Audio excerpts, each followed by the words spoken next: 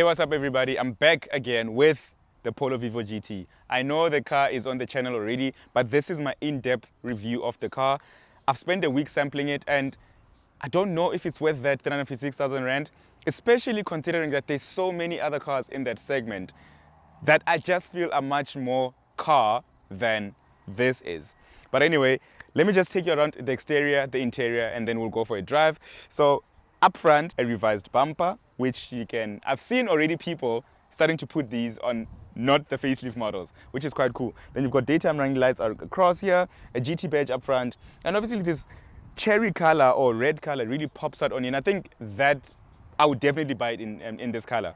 You don't get the GT decals anymore, unfortunately not. So you only have two GT badges on the exterior, which is one in front and one in the rear. I'll show you guys later. You've got black mirror caps and a black roof as well. Then there's 17-inch mirror bar wheels, which I think are really good looking.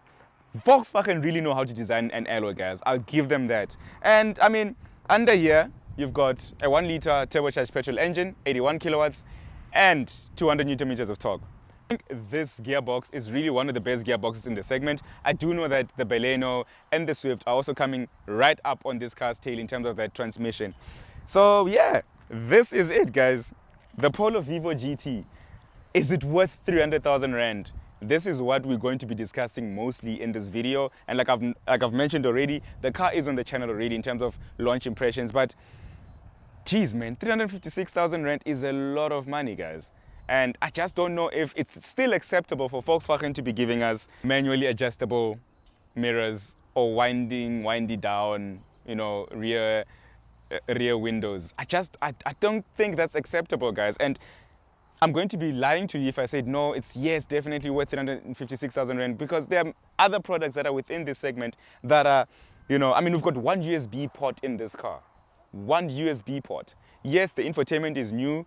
It's really good looking and all that stuff, but it does look aftermarket as well. But one USB port for the whole car. And then, you know, I drove a 2013 Polo GTI, and this is the same shell, essentially, in terms of exterior and the interior nitty-gritties that are on this car many years later. Essentially, what, 11 years later? So, I don't know, guys. I don't know, but let's go for a drive. And by no means is this a bashing, but I just 356,000 Rand. Yo.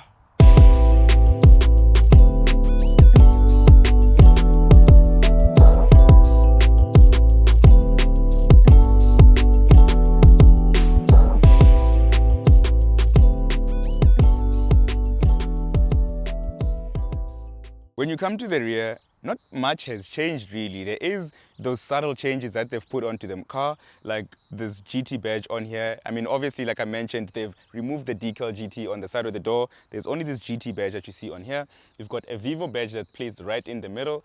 And that's really it at the rear. Nothing much that has changed. Sure, this spoiler does look massive-ish, you know, but that's about it. You've got decent amount of boot space in here, which is something that I've always appreciated about the Vivo, really. And if I can show you in here also, you know, you've got a spare wheel on there, which is decently sized, and that's it. I mean, this thing is quite flimsy. I mean, you can just see the quality, really. But hey, it's a Vivo. And that's the rear. Let's go for a drive.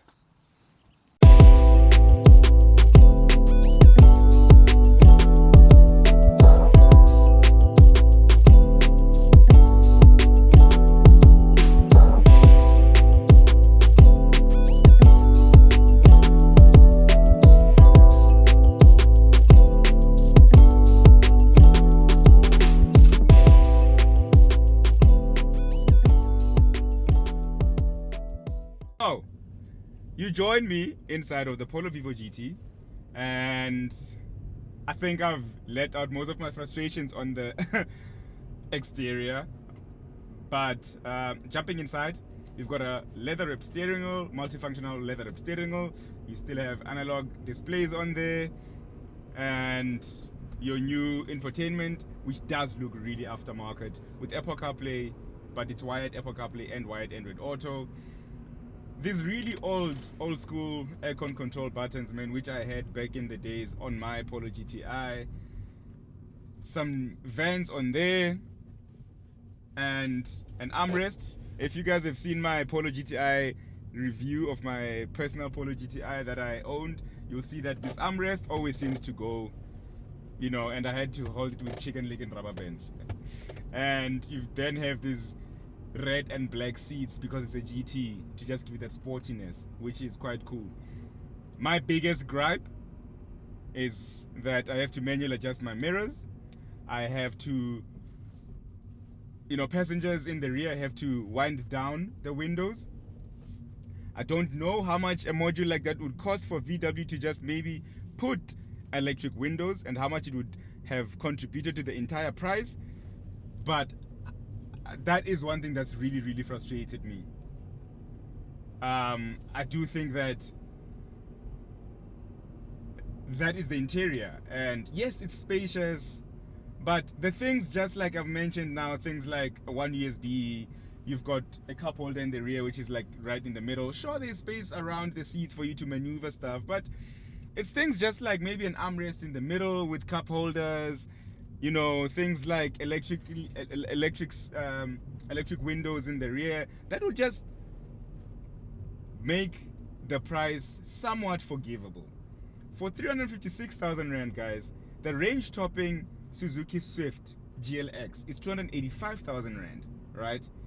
And everything that I've mentioned, wireless Apple CarPlay is there. You've got all-round electric windows. You've got, you know, you can adjust your mirrors electrically. You can, like, sure, it's a budget. It's a budget car, but it's packed with so much that this car for 100,000 Rand extra just doesn't make the cut for me.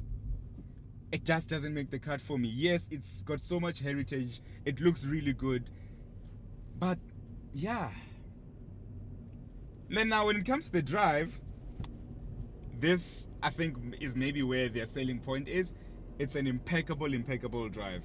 81 kilowatts, 200 Newton meters of torque, an amazing manual transmission, which I think is the best in the game. Yes, I did mention that obviously the likes of the Balenos and the Swifts are coming up obviously with a really good transmission, manual transmissions, but Volkswagen really won in terms of this transmission. It's a really good transmission, which I think seamless gear changes. It's a 6-speed, so it gives you the most maximum fuel efficiencies, doing low figures as low as 5 liters per 100 kilometers like right now, and over 700 kilometers of range. So that is where I guess you start to get your money back in terms of the fuel savings.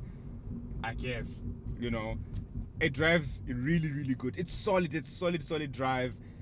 It's a car that I would not be afraid to say, listen, I'm driving down to Cape Town, because it's just so solid. It's not swayed by wind. There's no wind noise that comes into the cabin. It's just really solid. So maybe that's where they're getting that that's where they're getting that 356,000, you know, figure. But yeah, it's a really good ride. The 17-inch alloys on here ride really good. They're comfortable. But yeah, guys, let me know what you guys think in the comments. But I've spent a week now trying to understand, is it really worth 356,000 Rand? And I'm struggling to say yes, it's worth it. For me, I'm struggling. I've been struggling to, you know, understand why it's that price, because right now you're looking at the compact SUVs. You've got the likes of, you know, you can stretch your money, get the likes of the Jetor Dashing. You can stretch your rand and get the likes of the Cherry Tiggo 4 Pro. Hell, if you wanna save money, get a Suzuki Swift, get a Baleno, get a Suzuki Fronx. So many other products that are within that, and which will feel like you've got more money, you've got more car for your money. Yeah. Anyway, speaking about saving, don't forget to use the link in my bio, link in my pop-up, to get some savings from Naked Insurance. And, you know, look at insuring your Polo Vivos, which are obviously very attractable to thieves. Yeah. So yeah, guys, thank you so much for watching, and up until next time, don't forget to keep left and always pass right. Peace.